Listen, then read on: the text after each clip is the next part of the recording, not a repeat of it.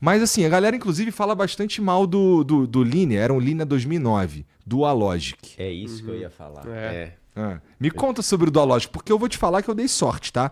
Eu nunca tive problema naquele câmbio ali, mas todo mundo fala, uma hora vai dar problema, vai dar merda nisso daí. Eu fiquei com o carro um tempo também, alguns anos, e não deu problema. Eu dei sorte nesse sentido aí. O Dualogic, ele tem algumas questões ali. Começa que o Dualogic, ele não é um câmbio automático, ele é um câmbio automatizado. Então imagina que ele tem um robozinho que pisa no pedal da embreagem e um outro robozinho que faz literalmente o movimento que a tua mão faria ali trocando de marcha. Que ano era isso mesmo que saiu no Linea? Acho que era... Deve ter lançado transição ali, 2010. Mais ou Bom, menos. o meu Linea era 2009. Porque isso tu vê que isso aí, na verdade, a ideia é tipo da Ferrari, desses carros de da antes ali. Ferrari F1, do Palio Citymatic. Da minha 355 era assim, aí eu converti para manual. E é o que os caras fazem agora, né? Eles convertem para manual. Sim, porque ele é um câmbio manual, se tu parar pra olhar, mas é um robozinho que faz isso aí. Então, tu tem duas questões. Uma, o robozinho pode dar pau, tanto que troca a alavanca quanto que pisa no pedal da embreagem para ti. Só que isso acontece, mas vai acontecer com o tempo. E vai acontecer em todos, assim como também. Na BMW, todos eles, né? Todos eles acontecem. Só que... Então eu dei sorte mesmo. Sim e não, porque isso aí demora para acontecer, de fato. Não é, tipo, do nada, assim. Só que o que acontece normalmente é que as pessoas não entendem como é que esse câmbio funciona. E aí rola uma parada de um desgaste muito mais acentuado por um mau uso. Então, Como é que é um mau uso desse tipo de câmbio? Vou te dar um exemplo. Tu tem um costume de quando tu tá manobrando, por exemplo, vamos devagarinho assim? Não tenho. Normalmente tu tira o pé da embreagem e deixa ele vir rolando no câmbio? Não. Tem Normalmente muito tempo. Tu vai tirando o pé da embreagem Tá, entendi. É porque tem tanto tempo que eu não... É que quando tu tá num carro automático, tu só tira o pé do freio e ele anda. Ele anda, Nesse carro, ele não faz isso. É verdade. Tu tira o pé do freio e ele não anda. Então, qual é o lance? Quem tem esse tipo de carro vai manjar na hora. E isso até hoje, tá? Tu vê os câmbios de dupla embreagem, normalmente eles funcionam assim. Tu tira o pé do câmbio, ele não vai andar, daí tu dá só um toquinho no acelerador, que aí é pra tu falar pro robozinho, falar assim, ó, eu quero andar. E aí ele vai fazer o processo de tirar o pé da embreagem, até ele finalizar isso, tu não vai fazer nada. E aí, quando ele acoplou, aí beleza. Daí tu anda, continua, faz o que tu quiser. Mas se tu pega e põe o pé e ele tá engatando, tu acelera no meio do caminho, daí ele fala, meu Deus, ele acelerou. Aí ele tem que adiantar. Daí nesse ele adianta, dá um soquinho pra frente, tu tira o pé, daí ele fala, meu Deus, tirou o pé. Aí ele pisa na embreagem de novo. E aí tu fica ele meio confuso. Entendi. Isso é um problema. O outro problema é, tu tá numa ladeira... E aí tem a galera que até com carro manual faz isso, cara. Em vez de tu puxar o freio de mão, ficar com o carro pé no freio ali e tal, e tá tudo certo, tu tira o pé do freio e tu fica... Cara, isso é a morte pra um câmbio desses, assim, porque o robô não tem a mesma agilidade que a gente tem, e mesmo num carro que não seja assim, que seja manual, não é uma boa prática você fazer isso, porque tu vai estar desgastando o disco da embreagem, que é um consumível, ele desgasta mesmo, a função dele é essa. É tipo tu ficar pisando no freio e acelerando ao mesmo tempo. Não faz sentido nenhum. Entende? Então, esses câmbios automatizados sofriam muito por esse tipo de mau uso, que as pessoas não tinham a ideia. Porque, na real, quando o cara te vende isso numa concessionária, dificilmente ele te explica que aquilo é diferente de um automático. Total. Porque ele quer que tu volte lá pra trocar a embreagem, né? Mas não na garantia, né, bonito? Não na garantia. Não, eu comprei esse carro 2009 usadaço. Assim, eu nunca tive... Ó, pra não falar que eu nunca comprei um carro zero, eu comprei um Kicks pra minha esposa. Tá? Eu nunca tive um carro zero. Sabe qual é? Esse Fusion que eu ando hoje, ele é 2018, eu comprei ele em 2020, alguma coisa assim, 21 talvez. Então, assim, eu não... Por quê? De onde eu vim, quando eu era moleque lá, aquele lance, né? Porra, não tinha grana.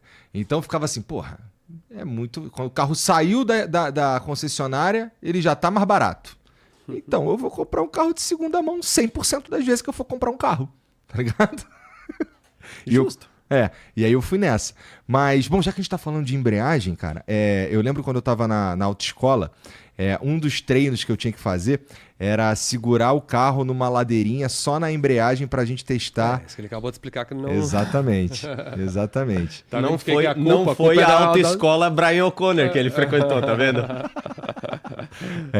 E aí, porra, eu ficava assim, mas qual que é o sentido disso, cara? Não é muito melhor só pisar no freio, botar aqui no... Vamos lá, tô parado no sinal vermelho numa ladeira, eu vou botar no Eles ponto... ensinaram isso pra ti mesmo? Não, era tipo um treino, eles não estavam me não era ensinando. isso. Era uma prova. Era tipo assim, vamos ver se Aí tu... é pra saber se tu controla a Aí eu- embreagem. pra exato. saber se eu Porque controlo a se tu embreagem. faz isso, seguramente que tu vai fazer todo o restante. É o mais difícil. Mas ainda assim, É. o carro Pois da é. autoescola segurou. O mecânico dessa autoescola devia gostar. Coitado dos caras, né, cara? Ainda bem que não era um problema meu. E aí, o lance que eu tava falando assim, eu queria muito ter um Civic 2007. Era isso que eu queria. Cara, esse carro é muito foda, que não sei o que e tal. E aí eu fiquei nessa do Civic um tempão, mas aí eu fui apresentado pro Fusion, cara. E quando eu entrei no Fusion, que era o primeiro modelo, se eu não me engano, o ano do carro que eu entrei era um 2006, fudeu. Ali foi amor à primeira vista. Ali foi, Aquele cara... interior com LED azul. Cara, isso aí né? foi um bagulho que me Aquilo pegou. chamava muita atenção, né? que isso Aquele aí- painel diferente, né? Era muito É. patrão, assim. Muito patrão. E o carro tinha aquelas linhas ali, características daquela geração da Ford, muito bonito. Eu também acho muito legal. Eu tive um Fusion também. Teve Fusion, teve todos os carros de velho. Fusion, Todos. Mazera. Não, a Zira era o pico, era o mais ápice da velhice. Só que todos os meus carros eu pegava, botava uma... ápice da velhice. Não, uma Zira daquele geração anterior ainda. Só que eu fui Isso, lá e botei umas cara. roda 22, botei, tinha quantos soquei anos? no chão, 20 e poucos anos. Olha lá. Porra, entendi. Bom, quando eu entrei na pira de ter um Fusion também, eu também não era exatamente velho, não, cara. Mas eu não sei, tinha alguma coisa naquele carro ali. Acho que era o lance do... Puta, e primeiro que ele era extremamente confortável, né? Ele é extremamente confortável. Por exemplo, eu tenho... Quando vocês chegaram ali, vocês viram o carro que tu vai pegar em breve, que tá lá embaixo também. Que agora ele tá prateado, mas ele tava envelopado preto, né? Que é aquela SLK 200. Putz, aquele carro ali é muito foda, mas ele não é confortável que nem o Fusion, cara. Não é tão maneiro de andar nele quanto pelo menos dentro da cidade e tudo mais, que o Fusion, sabe? E aí, eu meio que uso ele mais quando eu vou... Eu gosto de andar com ele quando eu vou pegar uma viagem, vou pegar uma estrada e eu tô sozinho. Que é raro, inclusive. Porque com 2 filhas e uma esposa... É muito difícil. Uma esposa, né? Parece que. Porra, né? Ele é o harém do Igor 3K. Não tá maluco. Inclusive, salve aí pra minha mulher, incrível, mulher linda, maravilhosa, que eu amo demais. Nesse Dia dos Namorados aí, um beijo pra você sempre. Então é muito raro eu usar. E aí eu acabo preferindo o outro e pra mim tá tudo bem, porque ele de fato acaba sendo bem mais confortável mesmo, né? Como é que vocês escolhem os carros que você... Tu com 20 caralhadas de carro, tu tem quantos carros, Ricardinho? 13. Não se salva 13! Caralho, moleque. É que eu não tenho ainda uma empresa nos Estados Unidos pra justificar as compras lá, tá? Inclusive, acabei de fazer a maior idiotice da minha vida, que foi comprar um carro lá e aí mandar o carro pra passear aqui. Que é o Mazda, né? Que eu comprei. Falei, o Anderson talvez foi um dos primeiros caras que soube desse meu desejo enrustido, assim, sabe? Que era. Eu comentei com ele na viagem que eu fiz. Que carro que é esse aí? É um Mazda RX-8. Deixa eu ver, Jean. Um Mazda RX-8. Põe aí. Talvez você conheça Eu sei qual é. e a galera conheça pelo carro da Nila do Velozes e Furiosos do Tokyo Drift. Mas é esse aí, ó. Maneiro. E é um carro terrível. Por quê? Qual que é o ano? O meu, ele é... O último ano... o azul é um facelift e o vermelho é o modelo do meu. Tá? Então ele muda um pouquinho à frente ali. Então o meu, ele é 2006, tá? Ele não tem ali... Bom, vamos lá. Só puxando ali. Vai. A Mazda, ela é muito conhecida e provavelmente quem curte carro sabe que é porque ela detém ali, ou pelo menos foi a única que comercialmente lançou pro público convencional os motores Wankel, que são motores rotativos, eles não têm pistão.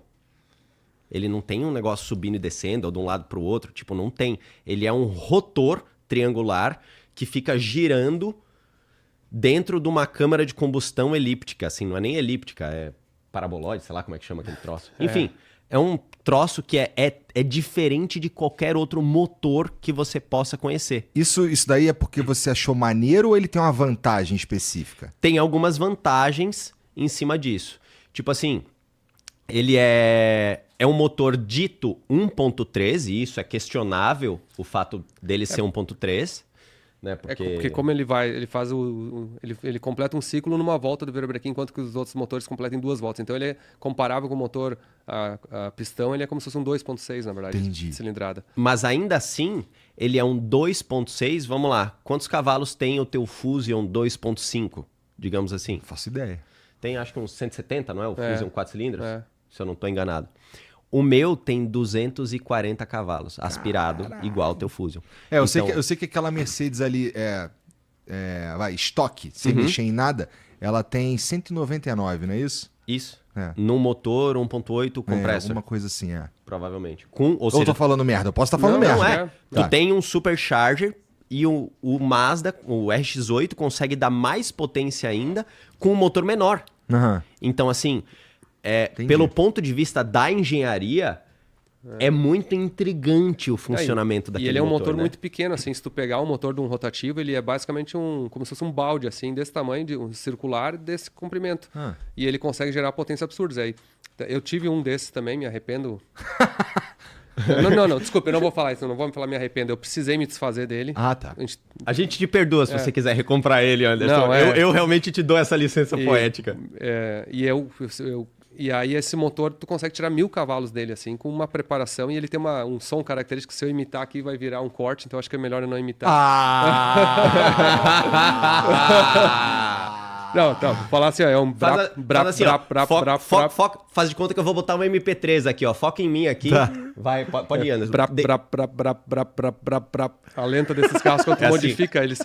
E ele é muito característico. O barulho, assim, de rotativo é completamente diferente. Então, só que aí o problema é o seguinte, ele não passa emissões desde a década de 90.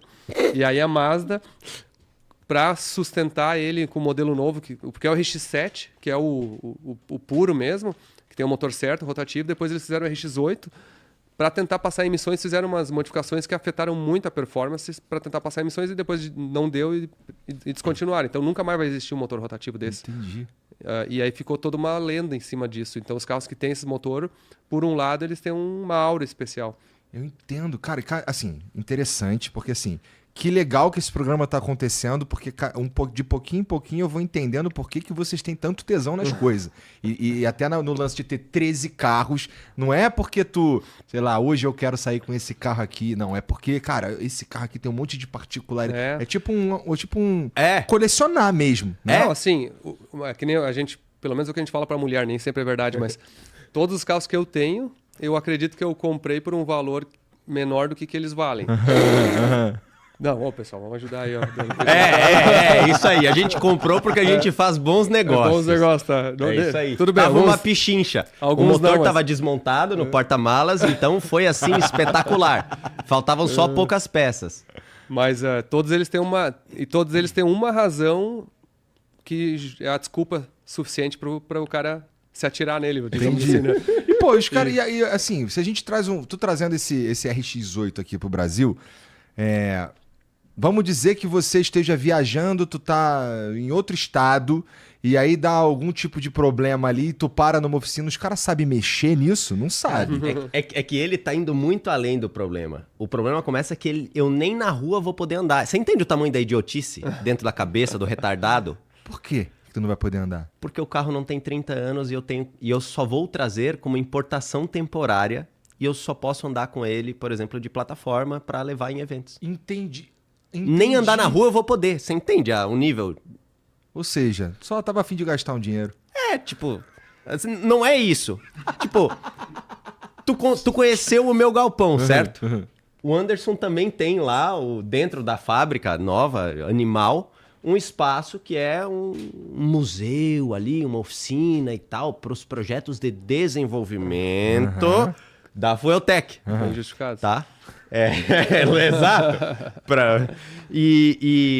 E assim, eu tenho carros ali, por exemplo, que tem um significado para mim, que... Cara, por exemplo, eu tenho um Kia Picanto, que é um carro que eu comprei e talvez é o carro que eu tenho há mais tempo na minha garagem. Né? Como é que esse carro aí não vendo, ninguém compra, né? Não, esse é a Touareg. A Touareg, assim, tipo, pode me dar o troféu assim, cara. Agora esse aí é pilantra. É o dia que eu vender a Touareg pra alguém. Eu vou te falar, eu botei esses dias uma vez uma publicação que eu tava procurando uma SUV Premium pra comprar e Touareg.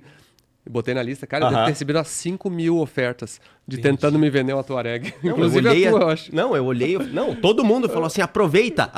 Eu falei, cara, o Anderson é meu amigo, cara. Eu não vou fazer isso, cara.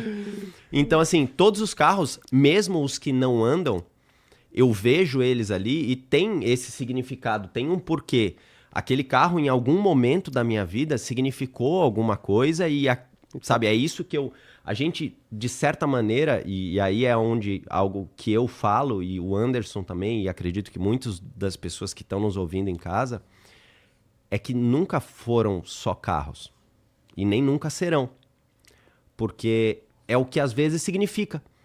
Naquele momento, sei lá, pro Anderson tem alguns carros que para ele tem esse significado de tipo assim...